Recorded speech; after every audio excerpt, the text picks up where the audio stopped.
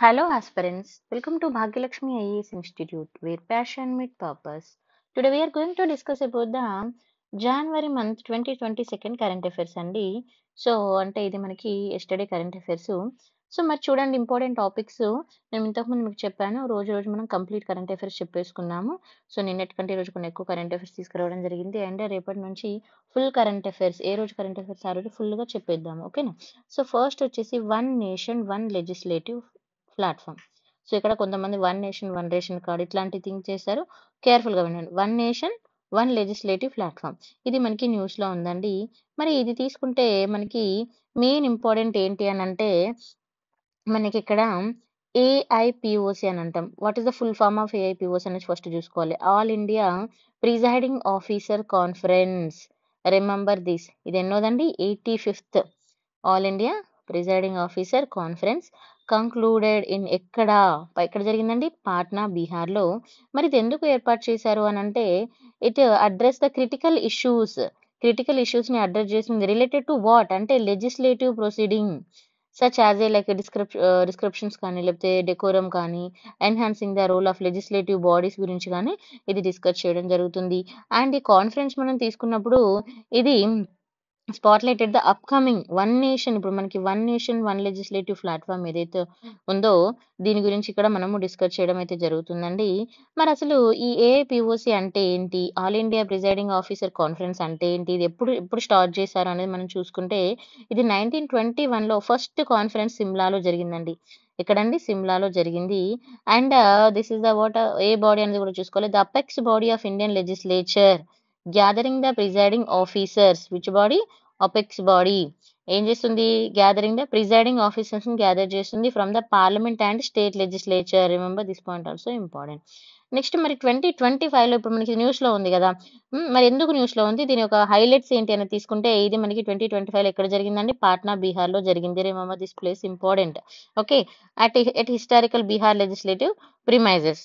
And it focused on what? దీనికి మరి main గా దేని మీద ఫోకస్ చేస్తుందంటే it curbing the descriptions and improving the quality of debates. Okay. And మరి ఎందుకు అనేది మనం తీసుకుంటే it celebrated the 75th anniversary of Indian constitution with public engagement initiatives. So these are the highlight points. Remember this thing. What is the aim of this meeting అని మనం చూసుకున్నప్పుడు దీని ఒక మెయిన్ ఏం అంటే స్ట్రెంగ్తెన్ ద డెమోక్రటిక్ ఇన్స్టిట్యూషన్స్ ని strengthen చేయడము and accountability, transparency, robust legislative practices ని మనము ఎనబుల్ చేయడం అనేది అంటే కరెక్ట్గా అకౌంటబిలిటీ అంటే మనకి ఏది జరిగినా కూడా జనాలకు కూడా తెలిసేలాగా ఒక ట్రాన్స్పరెంట్ గా ఉండడం అనేది దీని యొక్క మెయిన్ ఏం అన్నట్టుగా. మరి వాట్ ఈస్ ద ఇంపార్టెంట్ ఏంటి? దీని యొక్క ఇంపార్టెన్స్ ఎందుకు అని అనేది మనం తీసుకుంటే ఇట్ ఎన్హాన్స్ ద కోఆర్డినేషన్. ఇది ఎవరితో కోఆర్డినేట్ అవుతుందండి? Coordination among the legislative body across the India. Remember this point important. And precum mains లో మీకు బోత్ పాయింట్ ఆఫ్ వ్యూలో కూడా ఇంపార్టెంట్. మరి ఇది ఏం చేస్తుంది అని అంటే it promote the cooperative federalism ని ఇది ప్రమోట్ చేస్తుంది. Remember this point. Okay. And it address the both local and national issues. Local issues ని ఇది ఎఫెక్టివ్ గా అడ్రస్ చేస్తుంది. And drives the digital and public accessibility in legislative process. మరి ఈ one nation one legislative platform మనం ఇప్పుడు first heading చూసాం. మరి దీనికి ఇక్కడ ఇంటర్లింక్స్ ఏంటి అనేది మనం తీసుకుంటే about one nation one legislative platform తీసుకుంటే ఇది వచ్చేసి ఏంటి అని అంటే it is a mission to integrate all the legislative bodies in India. Okay. ఇప్పుడు ఇక్కడ మనము ఏఐపిఓసి తీసుకున్నప్పుడు all India presiding officer conference అని చెప్పుకున్నాం కదా. సో అక్కడ ఫుల్ ఫామ్ చూసుకోవాలి మనం జాగ్రత్తగా. ఓకే. మరి one nation one legislative platform అనేది ఏంటండి? ఇది ఏం చేస్తుంది? It integrate the all the legislative bodies. ఇండియాలో ఉన్న అన్ని లెజిస్లేటివ్ బాడీస్ ని ఇంటిగ్రేట్ చేస్తుంది. మరి ఏమేం బాడీస్ అవి ఏంటి అని అంటే parliament, state legislature, local bodies వీటన్నింటిని కూడా సింగిల్ డిజిటల్ ప్లాట్ఫామ్ మీదకి తీసుకురావడం జరుగుతుంది. What is the main aim ఏంటని తీసుకుంటే it facilitate the real time sharing of the legislative data and practices. ఇదేం ఫెసిలిటేట్ చేస్తుంది అని అంటే మన డేటా షేరింగ్ కానీ లెజిస్లేటివ్ డేటా ప్రాసెస్ కానీ ప్రాక్టీసెస్ ని కానీ ఇది ఏర్పాటు చేయడం జరుగుతుంది. అండ్ ఎస్పెషల్గా అకౌంటబిలిటీని, ట్రాన్స్పరెన్సీని, పబ్లిక్ పార్టిసిపేషన్ ని ఇది పెంపొందించడంలో తోడ్పడుతుంది అన్నట్టుగా. So this is very very important. దీని మెయిన్ ఏం అనేది. అయితే ఇది మనకి ప్రీ పాయింట్ ఆఫ్ వ్యూలో అడగరు. బట్ మెయిన్స్ పాయింట్ ఆఫ్ వ్యూలో యూజ్ అవుతది. What are the main futures? ఇది మీకు pre cum mains point of వ్యూలో ఇంపార్టెంట్ అండి. మెయిన్ ఫ్యూచర్స్ తీసుకుంటే it is a integrated digital platform. Which platform? Digital platform. Okay. ఇది ఏం చేస్తుంది అనంటే it unifies the parliament, state legislature, local bodies వీటన్నిటి కూడా డేటా షేరింగ్ అండ్ కోఆర్డినేషన్ అనేది చేస్తుంది. అండ్ రియల్ టైమ్ ఇన్ఫర్మేషన్ తీసుకున్నప్పుడు ఇటు ఏం చేస్తుందంటే ప్రొవైడ్ ద అప్డేట్స్. మనకి లెజిస్లేటివ్ ప్రాసెసింగ్ అండ్ బిల్స్ కానీ, డిబేట్స్ కానీ జరుగుతుంటాయి కదా!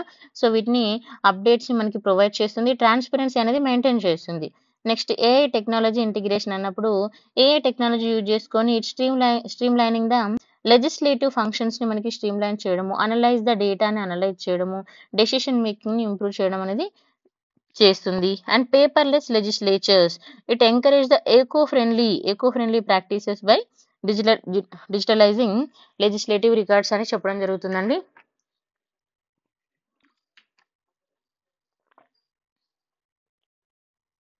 అండ్ చాలా వరకి ఇప్పుడు మనము తీసుకుంటే ఎక్కువ శాతము ఫిజికల్ డాక్యుమెంట్స్ మీద డిపెండ్ అవుతాం గదా! సో, ఫిజికల్ డాక్యుమెంట్స్ మీద డిపెండ్ అవ్వడాన్ని తగ్గించి డిజిటల్ లెజిస్లేషన్ రికార్డ్స్‌ని మెయింటైన్ చేస్తుందని చెప్తున్నారు. పబ్లిక్ యాక్సెసిబిలిటీ తీసుకుంటే easy to access to everyone. Legislative information అది అందరికీ అందుబాటులో ఈజీగా ఉండేలా చేస్తుంది. Okay. So, this is the one nation one legislature. Okay. Next second topic తీసుకుంటే మనం నెక్స్ట్ రేపటి నుంచి డయాగ్రామ్స్ కూడా మీకు పిక్చర్స్ కూడా నేను ఇంక్లూడ్ చేస్తాను. మీకు ఇంకా ఈజీగా గుర్తుండేలాగున. సో, మరి ఇక్కడ నెక్స్ట్ టాపిక్ వచ్చేసి యూఎస్ విత్‌డ్రా ఫ్రమ్ డబ్ల్యూహెచ్ఓ. ఇక్కడ ఏమంటున్నారు? యూఎస్ డబ్ల్యూహెచ్ఓ నుంచి విత్‌డ్రా అవుతుంది అని చెప్తున్నారు. మరి ఎందుకు విత్‌డ్రా అయింది? ఏంటి? అసలు రీజన్స్ ఏంటి? అనేది చూసుకుంటే మనకి యూఎస్ స్టేట్ ఎవరి అండర్‌లో ఉందండి? Under the president Donald Trump. Under అంటే మళ్ళీ ఎట్లనో అలా కాదు. మనకిప్పుడు ఎవరైతే అక్కడ మెజారిటీలో ఉన్నారనేది మనకి ఇంపార్టెంట్. అయితే మరి డొనాల్డ్ ట్రంప్ ఏం చేశారనేది మనం చూసుకోవచ్చు అయితే. అయితే రీసెంట్‌లీ ఆయన ఏం చేశారంటే ఈ డబ్ల్యూహెచ్ఓ అంటే వరల్డ్ హెల్త్ ఆర్గనైజేషన్ నుంచి ఆయన ఎగ్జిక్యూటివ్ ఆర్డర్‌ను అతను విత్‌డ్రా చేసుకొని సైన్ చేశారన్నట్టుగా. ఇక్కడ చూడండి. Recently signed on the executive order to withdraw from the World Health Organization. మరెందుకు ఆయన వరల్డ్ హెల్త్ ఆర్గనైజేషన్ విత్‌డ్రా అయ్యారు? ఫస్ట్ ఇక్కడ క్వెషన్. అసలు డబ్ల్యూహెచ్ఓ ఎక్కడుంది? చాలా మందికి కోవిడ్ టైమ్‌లో క్లారిటీ వచ్చింది. స్టిల్ ఎవరైనా తెలవకపోతే ఇప్పుడు నాకు కామెంట్‌లో పెట్టండి. అందరికీ తెలుసు. ఓకే. నెక్స్ట్ ఈ రీజన్ ఏంది డెసిషన్ మేకింగ్ ఎందుకు తీసుకున్నారు అనంటే, మనకి కోవిడ్ పాండమిక్ టైమ్‌లో డేటా అనేది మిస్‌హ్యాండిలింగ్ అయిందనే ఉద్దేశంతోటి ఆర్గనైజేషన్ సరిగ్గా చేయలేదు. మిస్‌హ్యాండిల్ చేసింది. ఎందుకంటే చైనా నుంచి మనకి కోవిడ్ అనేది రావడం జరిగింది. చాలా దాడి చేయడం జరిగిందని చాలా ఇష్యూస్ రూమర్స్ వచ్చాయి. మీ అందరికి గుర్తుందో లేదో. సో, అది మనకి మేజర్ రీజన్‌గా ఇక్కడ వీళ్ళు విత్‌డ్రా చేసుకోవడం జరిగిందండి. అయితే మరి డబ్ల్యూహెచ్ఓ అంటున్నాం. ఇది మనకి న్యూస్‌లో అంతే. న్యూస్‌లో ఎప్పుడైనా గుర్తుపెట్టుకోండి. న్యూస్‌లో కొంచెమే ఉంటది. దాని బ్యాక్‌గ్రౌండ్ ఇంపార్టెంట్. మరి డబ్ల్యూహెచ్ఓ తీసుకుంటే మీ అందరికీ తెలుసు వరల్డ్ హెల్త్ ఆర్గనైజేషన్. మరి దీని మీనింగ్ ఏంటి అంటే యూనివర్సల్ హెల్త్ కవరేజ్ అనేది ఎలా ఉంది? It ensure the high equity, health equity, accessibility for all. హెల్త్‌కి సంబంధించిన ఫెసిలిటీస్ అనేది అందరికి సమానంగా ఇవ్వడము. అండ్ డిసీజ్ ప్రివెన్షన్ ఏదన్నా పెద్ద ప్రాబ్లమ్ వస్తుంది. పెద్ద హెల్త్ ఇష్యూస్ వస్తుంది. ఫర్ ఎగ్జాంపుల్ ఎబోలా గాని, కరోనా లాంటివి వస్తున్నప్పుడు వాటిని ముందే ఐడెంటిఫై చేసి ఇన్‌స్ట్రక్ట్ చేస్తుందన్నట్టుగా. అండ్ హెల్త్ ఎమర్జెన్సీస్‌ని ఇది రెస్పాన్సిబిలిటీగా తీసుకొని హెల్త్ క్రైసిస్ గ్లోబల్‌గా ఏదన్నా వస్తుందన్నప్పుడు ప్రిపేర్డ్‌నెస్‌గా ఉండి మంచి ఇన్ఫర్మేషన్ చేస్తుంది. ఎలా ఉండాలి? ఏంటి? అని ఎప్పటికప్పుడు మనకు అప్డేట్స్ ఇస్తుంది. What are the main functions of WHO అని అంటే, డబ్ల్యూహెచ్ఓ యొక్క మెయిన్ ఫంక్షన్స్ తీసుకుంటే గ్లోబల్ హెల్త్ స్టాండర్డ్స్.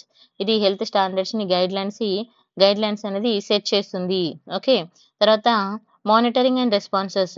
ఇదేం చేస్తుంది? హెల్త్ ఇష్యూస్‌ని అండ్ వాటిని మానిటర్ చేస్తుంది. అండ్ వాటికి కావాల్సిన బిలిటీస్‌ని కోఆర్డినేట్ చేస్తుంది. అంటే ఫర్ ఎగ్జాంపుల్ ఇప్పుడు కోవిడ్ వస్తుంది. అందరూ ఖచ్చితంగా మాస్కులు ధరించాలి. ఇలా ఉండాలి. బయటికెళ్ళొద్దు.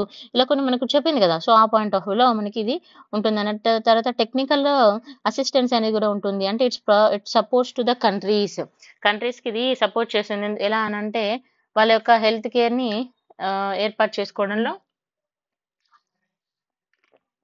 ఇది సపోర్ట్ చేస్తుంది. అండ్ రీసెర్చ్ అండ్ పాలసీ డెవలప్‌మెంట్‌లో ఇది హెల్త్ రీసెర్చ్ మీద వర్క్ చేస్తుంది.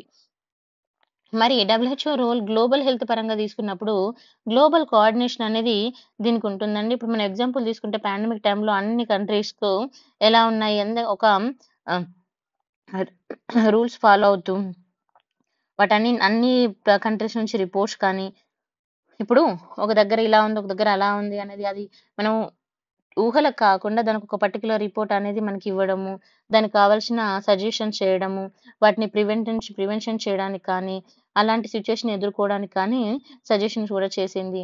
తర్వాత ఇది గవర్నమెంట్స్ తోటి, ఇప్పుడు స్టేట్ గవర్నమెంట్స్ తోటి, ఎన్‌జీఓస్ తోటి, ప్రైవేట్ ఎంటిటీస్ తోటి కలిసి వర్క్ చేసి హెల్త్ కేర్ సిస్టమ్‌ని మంచిగా వర్క్ అయ్యేలా చేయడము. తర్వాత డిసీజెస్ ఎరాడికేషన్, ఏదైనా డిసీజెస్‌ని మొత్తం కంప్లీట్, ఇప్పుడు అప్పట్లో మనకి చాలా మంది తీసుకుంటే స్మాల్ పాక్స్ అనేది చాలా ఎక్కువగా ఉండేది. సో, అలా కొన్ని డిసీజెస్‌ని క్రూషియల్ రోల్, అంటే వాటిని మొత్తం కంప్లీట్‌గా ఎరాడికేట్ చేయడంలో ఇది ఒక ఇంపార్టెంట్ రోల్ ప్లే చేసింది. అయితే మనం ఇప్పుడు తీసుకుంటే ఒకప్పుడు టీబీ పేషెంట్స్ కూడా చాలా ఎక్కువగా ఉండేది. ఇప్పుడు కొంచెం తగ్గింది. మళ్ళీ పెరిగింది. సో, అలా ఏదన్నా డేంజరస్ డిసీజెస్ ఉంటే వాటిని ఎరాడికేట్ చేయడంలో ఇది ఇంపార్టెంట్ రోల్ ప్లే చేస్తుంది. నెక్స్ట్ కెపాసిటీ బిల్డింగ్ అంటే ఏం లేదండి, కొన్ని కంట్రీస్ ఉంటాయి. చిన్న కంట్రీస్, తక్కువ ఇన్‌కమ్ వచ్చే కంట్రీస్. మరి పాండమిక్ టైమ్‌లో అట్లాంటి వాటికి వ్యాక్సిన్ అవన్నీ కావాలంటే వాళ్ళు కొనుక్కోగలుగుతారా? లేదు. అలాంటి సందర్భంలో ఇది వాళ్ళకి హెల్ప్‌ఫుల్‌గా ఉంటుంది. ఓకే. తర్వాత మరి యూఎస్ఏ మెయిన్‌గా ఎందుకు దీన్ని వదులుకోవాలనుకుందని తీసుకుంటే, ఫస్ట్ రీజన్స్ తీసుకుంటే ఒకటి miss handling of the COVID-19. This is the first reason. Second political base. ఎందుకంటే పొలిటికల్‌గా మనము అక్కడ చూసుకోవచ్చు. ఇండియా అమెరికా, చైనా ఇష్యూస్ కూడా మనం అక్కడ చూసుకోవచ్చు. తర్వాత ఫైనాన్షియల్ కన్సర్న్స్ కూడా మనం చూసుకోవచ్చండి. అంటే ఫైనాన్షియల్ కాంట్రిబ్యూషన్స్ అనేది ఇక్కడ చైనా తోటి ఎస్పెషల్‌గా, అంటే కంపారిజన్ చైనా చేసుకున్నప్పుడు ఫైనాన్షియల్ క్రైసిస్ అనేది ఉండడము. అండ్ ఈ 2 కంట్రీస్‌కి నిజానికి ఒక ఇండైరెక్ట్ కోల్డ్ వార్ అనేది ఉంది. సో, అందరికీ తెలిసిందే. అదో ఒక వన్ ఆఫ్ ద రీజన్‌గా చెప్పొచ్చు. మరి what are the key provisions in the executive order? So, మరి కీ ప్రొవిజన్స్ ఏందంటే, cease funding, first stop the financial support. ఏం చేసింది అనంటే, ఫస్ట్ ఈ ఫైనాన్షియల్ సపోర్ట్‌ని ఆపేసింది డబ్ల్యూహెచ్ఓకి. ఏం చేసిందండి? ఫస్ట్ ఫైనాన్షియల్ సపోర్ట్ ఆపేసింది. తర్వాత రీకాల్ యూఎస్ పర్సనల్స్. ఇక్కడ withdraw all the US personal working with WHO. ఎవరైతే డబ్ల్యూహెచ్‌తో వర్క్ చేస్తూ ఉంటారు కదా! సో, వాళ్ళందరిని కూడా రీకాల్ చేయడము. తర్వాత అల్టర్‌నేటివ్ పార్ట్నర్‌షిప్స్ అనేది, అంటే other international collaborations, global health initiative ఏదైతే ఉందో వాటికి అల్టర్‌నేటివ్ ఆప్షన్స్ అనేది చూసుకోవడం అనేది ఇది మెయిన్‌గా ఇక్కడ చేసింది ఎగ్జిక్యూటివ్ ఆర్డర్ ప్రకారం. Next process to leave WHO. WHO మరి వదిలేయాలంటే ఏంటి ప్రాసెస్ అనంటే, ఇక్కడ WHO contribution does not clearly define withdraw process. అంటే ఏమంటున్నారండి? డబ్ల్యూహెచ్ఓలో వెళ్ళిపోవాలంటే అక్కడ స్పెసిఫిక్ ప్రాసెస్ అంటే ఏం లేదు. So, US Congress however the set conditions 1948, US Congress ఏర్పాటు చేసుకున్న 1948 ఏర్పాటు చేసుకున్న కండిషన్ ప్రకారం that requires the 1 year notice అనేది ముందే ఇయ్యాలి. ఇచ్చేసి సెటిల్మెంట్స్ ఏమైనా ఉంటే, ఔట్‌స్టాండింగ్ ఫైనాన్షియల్ ఆబ్లిగేషన్స్ ఏమైనా ఉంటే వాటిని సెటిల్ చేసేసుకోవాలి. That's it only. ఓకే. తర్వాత మరి impact of US exit from WHO. మరి ఏమైనా ఇంపాక్ట్ ఉంటుందా అని అంటే, డబ్ల్యూహెచ్ఓ మీద ఫినాన్షియల్ స్ట్రెయిన్ అనేది మనం చూడొచ్చండి. US contribute 20% of WHO funding. So, మరి సడన్‌గా ఇప్పుడు మనము ఇన్ని కంట్రీస్‌లో యూఎస్ 20% పెడుతుంది. మరి సడన్‌గా ఇది వెళ్ళిపోతుంది అనంటే ఇక్కడ ఫైనాన్షియల్ క్రైసిస్ అనేది మనం చూడొచ్చా లేదా? సో, అదొకటి చూసుకోవాలి. Ongoing programmes particularly disease and education గాని, పాండమిక్ ప్రిపేర్డ్‌నెస్ కానీ ఇక్కడ ఇది ఎఫెక్ట్ చూపే ఛాన్సెస్ ఉందని చెప్తున్నారు. తర్వాత ఎక్స్‌పర్టైజ్ గ్యాప్, అంటే loss of collaboration with US agencies like CDCs కానీ, ఇంకా అదర్ కొలాబరేషన్స్ తోటి కొలాబరేషన్స్ అనేది లాస్ అవ్వడం అనేది ఇంకొక ఇంపాక్ట్ అని చెప్పొచ్చు. మరి ఇది గ్లోబల్ హెల్త్ మీద ఏ విధంగా ఇంపాక్ట్ చూపిస్తుందంటే, ఏదైనా పాండమిక్ ప్రిపేర్డ్‌నెస్ వచ్చినప్పుడు ఇది ఇంపాక్ట్ అనేది చూపిస్తుంది అని చెప్పొచ్చు. ఎందుకనంటే ఎమర్జెన్సీస్, హెల్త్ పాండమిక్స్ ఏమైనా వచ్చినప్పుడు ఇది ఇప్పుడు యూఎస్ ఎగ్జిట్ అవ్వడం అనేది మనం ఒక డిస్క్రిప్ట్‌గా చెప్పొచ్చు. తర్వాత గ్లోబల్ ఇన్‌ఈక్వాలిటీ అనేది కూడా మనం చూడొచ్చు.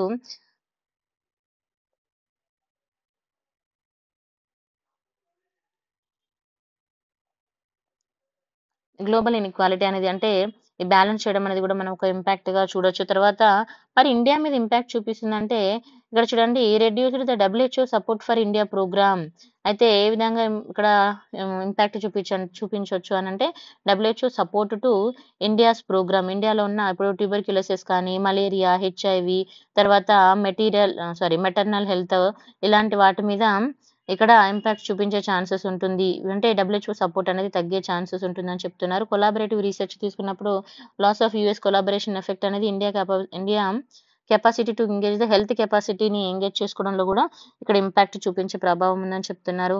అండ్ మరి మనం వే ఫార్వర్డ్ తీసుకుంటే కంట్రీస్ లైక్ ఇప్పుడు global south countries like India గాని ఇలాంటివి మేజర్ రోల్ తీసుకునే ఛాన్సెస్ కూడా ఉంటుంది. అంటే అవకాశాలుంటాయి. తర్వాత డైవర్సిటీ ఫండింగ్ అనేది తీసుకున్నప్పుడు ఇప్పుడు మనకి మేజర్ డోనర్స్ ఉంటారు కదా! So, major donors and voluntary funding అనేది కూడా మనకి వెరీ, వెరీ ఇంపార్టెంట్ అన్నట్టుగా. అంటే డిఫరెంట్ డైవర్సిటీ ఫండింగ్ అనేది కూడా మనం ఇక్కడ ఇది పెట్టేసుకొని డిఫరెంట్ పీపుల్ నుంచి ఫండింగ్ అనేది పెట్టుకోవడం ఇక్కడ ఇంపార్టెంట్. తర్వాత transparency and reforms, accountability, transparency అనేది మెయింటైన్ చేయడం అనేది చాలా ఇంపార్టెంట్. ఇంకోసారి ఇలాంటివి రిపీట్ అవ్వద్దు అనంటే. Okay. Next misuse of Pradhan Mantri Fasal బీమా యోజన. అయితే మరి ఇక్కడ ఏమంటున్నారంటే 2024లో 4.14 లాక్స్ ఇన్సూరెన్స్ క్లెయిమ్ అనేది మహారాష్ట్రలో మిస్‌యూజ్ అయింది అని అంటున్నారు. ఫ్రాడ్యులెంట్ ఐడెంటిఫై అంటే మిస్‌యూజ్ అయింది. ఫ్రాడ్ అని తేలింది. 4.14 లాక్ ఇన్సూరెన్స్ క్లెయిమ్ అనేది. మళ్ళా not a simple thing. Under the Pradhan Mantri Fasal బీమా యోజన. సో, అందుకు ఇది మనకి ఇక్కడ న్యూస్‌లో ఉంది. సో, సింపుల్‌గా తీసుకుంటే మరి ఇదెందుకయింది? ఇక్కడ మనకి మెయిన్స్‌లో గూడా క్వెషన్ అడగొచ్చు. మెయిన్స్‌లో మన ఎగ్జాంపుల్ కూడా రాయొచ్చు. ప్రిలిమ్స్‌లో గూడా క్వెషన్ అడగొచ్చు. మరి లీకేజెస్ ఇన్ గవర్నమెంట్ స్కీమ్ ఎందుకు గవర్నమెంట్ స్కీమ్ ఎందుకు లీకేజ్ అవుతున్నాయి అనంటే first of all bogus claims. చాలా ఫేక్ సబ్మిషన్స్. ఇప్పుడు మనకి ఏదైనా గవర్నమెంట్ స్కీమ్ రాంగానే ఏం చేస్తారంటే చాలామంది ఏదో ఒక ఎవడొచ్చి చెక్ చేయడు కదా అన్నట్టుగా ఏదో ఒకటి పెట్టేసి సబ్మిట్ చేసేసి ఫేక్ సబ్మిషన్స్ పెడుతున్నారు. Farmer submitted claims from the for crops and అయితే చాలామంది ఫార్మర్స్‌కి ఇది అసలు యూజ్‌ఫుల్ అవ్వాలి. కానీ వీళ్ళేం చేస్తున్నారు ఫేక్ డీటెయిల్స్ సబ్మిట్ చేస్తున్నారు. ఫేక్ డాక్యుమెంట్స్ సబ్మిట్ చేస్తున్నారు. అప్పుడు అనాథరైజ్డ్ ల్యాండ్స్ ఇప్పుడు టెంపుల్ గాని, గవర్నమెంట్ ప్లాట్స్ కానీ, తర్వాత పెట్రోల్ పంప్స్ కానీ, ఇలాంటి దగ్గరికి ఏమైతుందనంటే ఇది ఇట్ డస్ నాట్ ఎగ్జిస్ట్. అంటే ఇక్కడ ఎగ్జిస్ట్ అవ్వకపోవడం అనేది మనం చూడొచ్చు. అసలు రియల్ ఫార్మర్స్‌కి అనేది అది వెళ్ళలేకపోతుంది. ఇప్పుడు మనం ఇక్కడ ఎగ్జాంపుల్ తీసుకుంటే farmer in Nashik applied for the insurance and land that was in petrol pump plot. ఇక్కడ ఏమంటున్నాడు ఒక ఫార్మరు ఇక్కడ నాసిక్‌లో అప్లై చేశాడంట. పెట్రోల్ పంప్ ప్లాట్ దగ్గర తను అప్లై చేయడం జరిగింది. It is highlighting the fraudulent practices. దీన్ని మనము అంటే ఇక్కడ ఏమవుతుందనంటే ఫార్మర్‌లో తీసుకున్నప్పుడు కూడా అంటే ఇక్కడ మన రియల్ ఫార్మర్స్ దగ్గరికి రావట్లేదు. అంటే నేను ఫార్మర్ అని పెట్టేసి వాళ్ళ దగ్గర ఎక్కడ ఫ్లాట్ ఉన్నా కూడా అది ఏం చేస్తున్నారు ఇది ఫార్మింగ్ ల్యాండ్ అని పెట్టడము. దీన్ని గవర్నమెంట్ సరిగా సర్వే చేయకపోవడము. అండ్ ఏముందండి సింపుల్‌గా మిడిల్ మ్యాన్స్ ఎవరైతే ఉంటారో లంచాలు తీసేసుకొని దాన్ని మేనేజ్ చేస్తున్నారు. So, this is the very biggest problem అన్నట్టుగా. మానిప్యులేషన్ బై మిడిల్ మ్యాన్ ఇదే చెప్తున్నాను. ఇక్కడ కామన్ సర్వీస్ సెంటర్స్ అనేవి లేకపోవడం, సరిగా వాటిని ఎగ్జిక్యూట్ చేయకపోవడము, ఉన్నా గాని అవి సరిగ్గా పనిచేయకపోవడము. ఇదంతా కూడా ఒక పెద్ద ప్రాబ్లమ్ అని మనం చెప్పొచ్చు. అయితే ఎగ్జాంపుల్ తీసుకుంటే 96 CSS in Maharashtra under the scrutiny for such irregularity ఏనండి 96 సీఎస్‌సీస్ అనేవి మహారాష్ట్రలో ఉన్నాయంట. ఇలాంటివి మానిప్యులేషన్ చేసేటివి. సో, ఇంక అలాంటప్పుడు మనకి ఖచ్చితంగా అదే జరుగుతది కదండీ. తర్వాత వెరిఫికేషన్ నేను ఇందాక చెప్పాను. ల్యాక్ ఆఫ్ వెరిఫికేషన్ సరిగ్గా టైమ్‌కి క్రాస్ చెక్ చేయకపోవడము, ఏదో పేపర్ రాగానే సంతకం పెట్టడం, డబ్బులు తీసుకోవడం. Seriously this is true. ఇక్కడ మనం అనుకోవడంలో ఏం లేదు. అందరికీ తెలిసిందే. తర్వాత అడ్మినిస్ట్రేటివ్ ఛాలెంజెస్, డిలేడ్ ఇన్స్‌పెక్షన్ అనేది సరిగ్గా చేయకపోవడము, ఫిజికల్ ఇన్స్‌పెక్షన్స్ అనేది అసలు చేయకపోవడం సరిగా. తర్వాత రిసోర్స్ డ్రైన్ అనేది చూడడము, మిస్‌యూజ్ అంటే స్కీమ్స్‌ని మిస్‌యూజ్ చేయడము, అంటే పబ్లిక్ ఫండ్ అంతా లాస్ చేయడము, సరైన జెన్యూన్ బెనిఫిట్స్‌కేమో వెళ్ళకపోవడం, అనవసరమైన వాళ్ళకేమో వెళ్ళడం. సో, ఇలాంటివి జరుగుతున్నాయండి. సో, ఇది మనకి మెయిన్ ఇంపార్టెంట్ 2022 జనవరి కరెంట్ అఫైర్స్‌లో ఉన్నది. నేను ఇంక ఎడిటోరియల్ చెప్పలేదు. సో, మెల్లమెల్లగా మనం ఎడిటోరియల్ కూడా యాడ్ చేసుకుందాము 2, 3 డేస్‌లో. So, this is the very important. మనకి పేపర్ 2 పాయింట్ ఆఫ్ వ్యూలో గవర్నెన్స్‌లో యూజ్ అవుతది. అగ్రికల్చర్‌లో యూజ్ అయితది. ఎథిక్ ఇంటిగ్రిటీలో కూడా మనం దీన్ని యూజ్ చేసుకోవచ్చు. క్రాప్ ఇన్సూరెన్స్ అనేది. So, thank you so much for watching. If you like the